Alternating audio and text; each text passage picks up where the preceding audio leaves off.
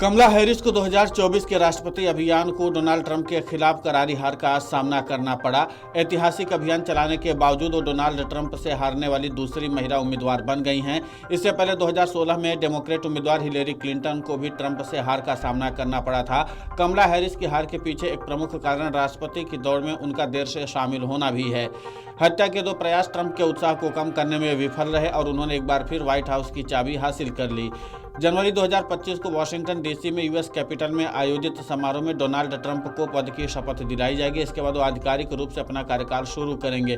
किसी भी उम्मीदवार की हार जीत के पीछे कई कारक काम करते हैं। ऐसा ही कुछ कमला के साथ भी हुआ, मगर राष्ट्रपति उम्मीदवार के तौर पर उनके नाम की घोषणा में की गई देरी सबसे बड़ा और अहम मुद्दा रहा। हैरिस वर्तमान अमेरिकी राष्ट्रपति जो बाइडेन के पद छोड़ने के बाद चुनाव में उतरी और राष्ट्रपति चुनाव अभियान शुरू होने के बाद डेमोक्रेटिक पार्टी के साथ चुनाव लड़ने के लिए उनका समर्थन किया। हैरिस का दौड़ में प्रवेश बहुत देर से हुआ, क्योंकि जब तक वो दौड़ में शामिल हुई ट्रंप पहले ही बाइडेन से काफी आगे निकल चुके थे। बाइडेन राष्ट्रपति पद की दौड़ से हटना नहीं चाहते थे, लेकिन उनकी हालत को देखते हुए पार्टी ने उम्मीदवार बदलने का निर्णय किया। कमला के अलावा कई नामों पर चर्चा की गई और अंत में उनके नाम पर मुहर लगी, लेकिन शायद तब तक काफी देर हो चुकी थी। इसके साथ ही 2020 के राष्ट्रपति पद के लिए अपने अभियान में बाइडेन के विपरीत हैरिस ने ट्रंप को एक ऐसे व्यक्ति के रूप में चित्रित किया जिससे डरना चाहिए।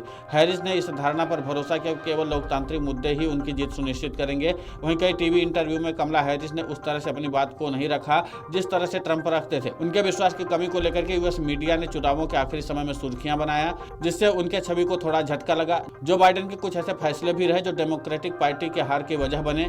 इनमें सबसे पहला अफगानिस्तान में अमेरिकी सेना की वापसी थी, जिसने अमेरिका की विश्वसनीयता को कमजोर किया। काबुल से भागने की कोशिश कर रहे हताश अफगानों के दृश्य अमेरिका की कमजोरी और सैन्य शक्ति के पीछे सतत बल की कमी को दुनिया के सामने रख दिया। यह अमेरिकी इतिहास का सबसे लंबा युद्ध था, जिसकी अनुमानित लागत $2 ट्रिलियन से अधिक रही और कुल मिलाकर के 2 लाख मौतें हुई। हालांकि 18 से 20 अगस्त 2021 को सीबीएस न्यूज पोल में पाया गया कि 63% लोगों ने अफगानिस्तान से अमेरिकी सैनिकों को हटाने का समर्थन किया, जबकि पॉलिटिको पोल में 16 से 19 अगस्त के पोल में कुछ हद तक कम समर्थन मिला। इसमें 53% लोगों ने समर्थन किया और 36 ने इसका विरोध किया। अफगानिस्तान से सेना की वापसी के बाद अमेरिका के कई न्यूज चैनलों ने एक बार फिर से सर्वे किया और सीबीएस न्यूज सर्वेक्षण में पाया गया कि 74% लोगों का कहना है कि सैनिकों के हटाने के मामले में अमेरिका ने खराब तरीके से काम किया है।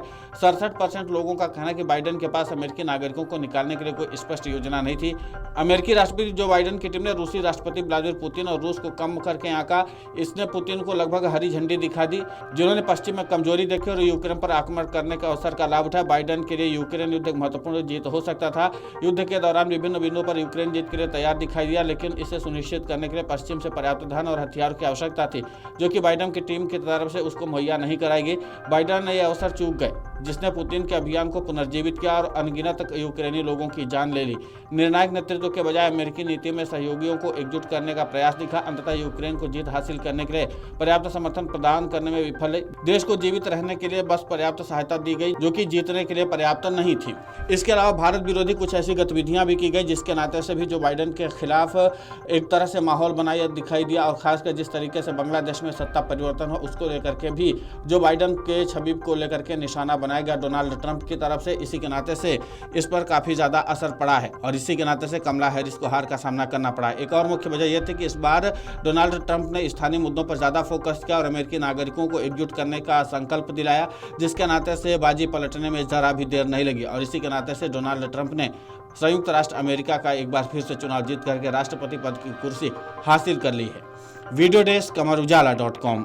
अगर आप ये वीडियो YouTube पर देख रहे हैं तो हमारे चैनल को सब्सक्राइब कर बेल आइकन दबाएं और Facebook पर देख रहे हैं तो हमारे पेज को लाइक करें। 8 मिलियन प्लस सब्सक्राइबर, आपके इस भरोसे के लिए बहुत धन्यवाद।